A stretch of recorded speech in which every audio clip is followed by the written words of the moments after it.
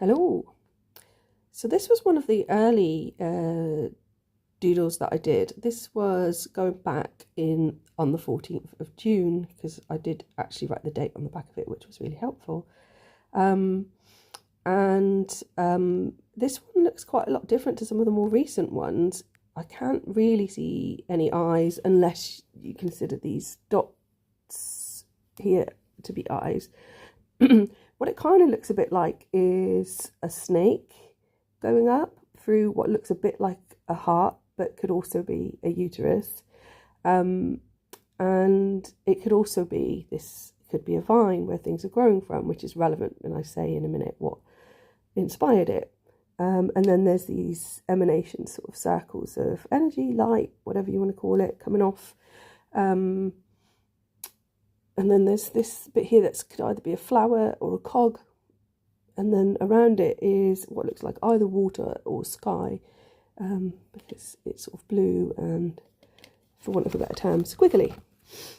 But it was John 15.5 that I used as the inspiration for that piece. I am the vine, ye are the branches, he that abideth in me, and I in him, the same bringing forth much fruit, for without me ye can do nothing. And at the time, I didn't write a poem. I used it as one of my short stories that I write on Blue Sky every day. I usually share them over on Instagram. I haven't found a way to directly share them, so I don't always copy and paste them over if I'm tired. And I call that Scarlet's Tale. So there's the tale of Jack and the Beanstalk, and his sister Scarlet is rarely mentioned. She was shy but very wise. She knew Jack meant well, selling the family cow, slaying giants and getting the golden goose, but she knew they still needed milk.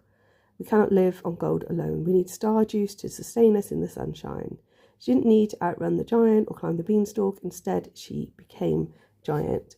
So I love the idea of the female presenting herself there, the cow and milk being sort of symbolism that goes much deeper. I think I've mentioned that on another post, and that's interesting when I reconsider whether or not that is in fact a heart or a uterus or both. I mean, this thing with symbolism, it can be all things at the same time.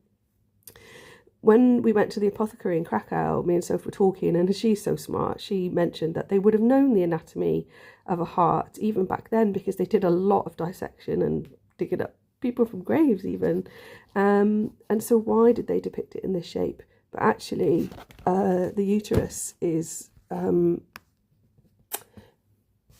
very similar to that heart shape with horns.